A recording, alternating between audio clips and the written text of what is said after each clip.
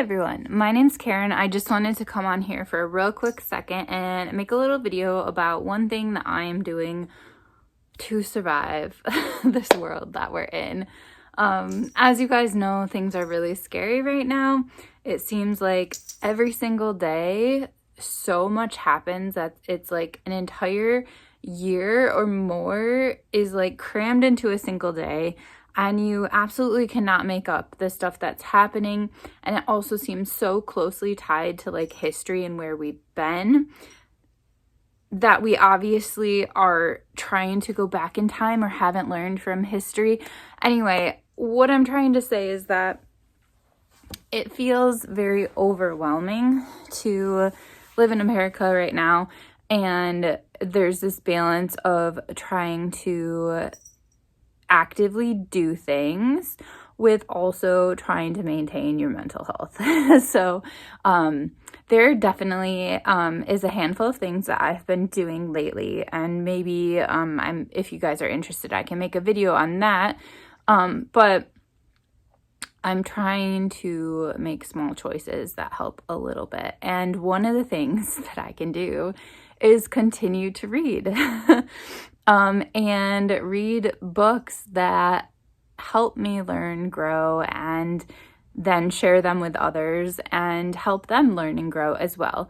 And one of the books that I am reading for a book club that I hope becomes less of a book club and more of a community is this book, Let This Radicalize You. This is by Kelly Hayes and Miriam Kaba. This is a new book club at my favorite bookstore, Books and Mortar in Grand Rapids, and we are reading this book together. It sounds like it might be this is the very first book club of this variety, but it sounds like it might be an ongoing book club where we read more radical texts. And what I'm hoping and what I think will happen is that this becomes a community that will work together and share resources and things like that to help one another fight back and find ways that we can impact community. Anyway, with that being said, I started reading this book. Book club isn't until February 11th, so I just read it a little bit in the mornings. I'm only on page 38. But as I'm reading, I'm underlining things. There's people I'm looking up, mainly the authors, just trying to connect with them more through the references that they make and through podcasts that they have and all sorts of stuff. But reading this book or starting to read this book led me to think a little bit more about the publisher. So highly recommend the channel Eyes on Indie. She's absolutely amazing. But Haymarket Books is a independent publisher in Chicago. And if you watch Eyes on Indie, or if you've read other books about how to resist you know who and why, or other books that teach you loads about independent publishers, you will know how important it is to support independent publishers in this time, and also the amazing quality of books that you can get from them. So looking up Haymarket Books made me realize they have a book club, and I was like, please tell me more about this book club. Looking online, there's all different prices for it. The most expensive being $330 per year, which really is not that much money. Or the version I picked, there's loads of other versions that you could do. The version I picked is $165 for the entire year. That's like nothing. Like I could spend that on books in a month, a week maybe. Not a week. I shouldn't spend that in a week on books. But anyway, what you are doing with joining the book club is you are saying, hey, independent publisher, I support the work that you're doing. And that in itself is an amazing thing. Like full stop there. Supporting an independent book seller, or not a bookseller, but like an independent book publisher, already amazing. an independent book publisher that publishes radical books, even better, even better. What more could you want? I mean, obviously there's more though, right?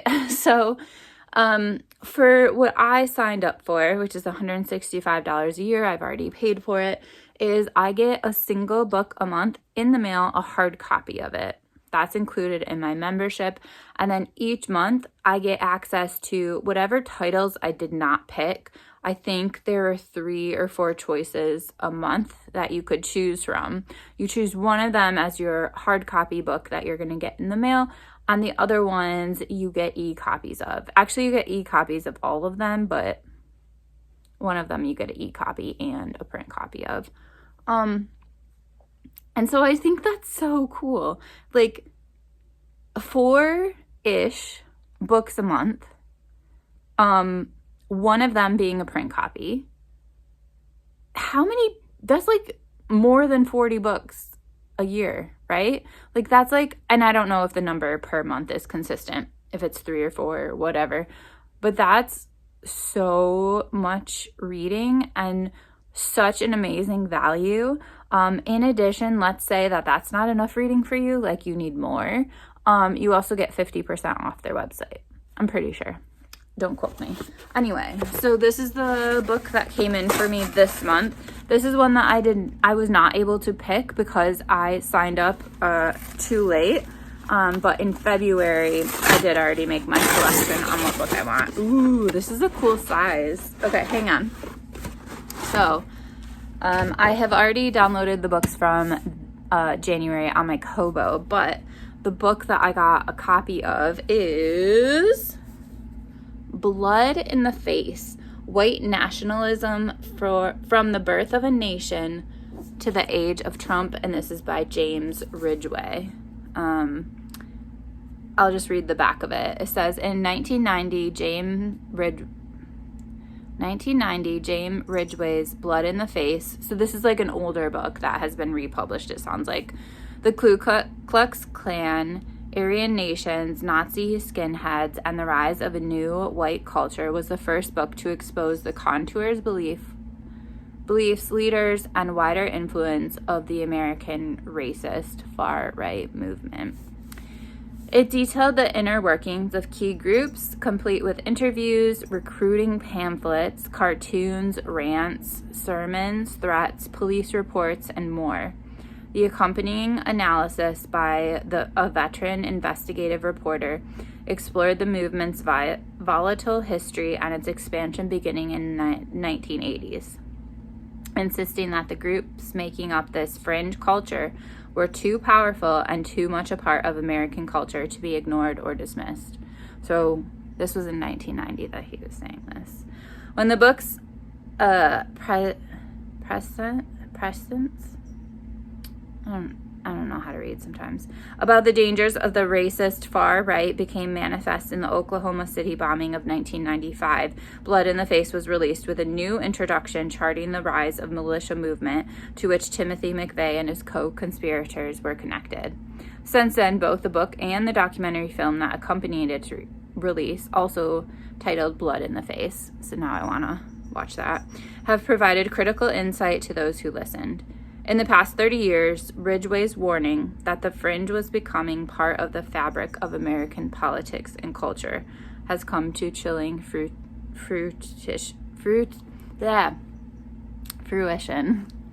Blah. That's why I read in my head and not out loud.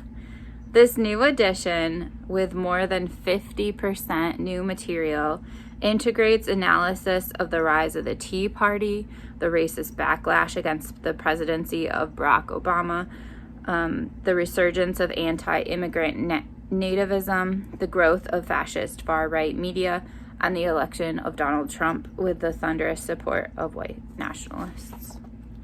Wow, I am really, really excited to get to this book, and I think I have like this morning routine where I read one book for health sort of stuff, one book for spiritual stuff, one book for like psychological sort of stuff, one book for political sort of stuff, And then I also have an art book going. And I just each day choose which of those I feel like dipping into for the morning before I go to work and stuff. I feel like I want to add this one to the stack, even though I'm reading this one right now and need to finish this by the 11th, so a week from Monday. I don't know, there's always more books than I have time for. But I just wanted to share that as an opportunity for all of you, if anyone else is interested in supporting an independent publisher and just learning and growing so much through the texts that are shared, either through e-access to them or through hard copies. I just think that there's so many really important things we can be doing right now, and some of them are quite small. So yeah, if you're interested, $165 a year. I'll put a little link below. I don't know if it gets you anything, but I just think for me, it's something that feels important and doable.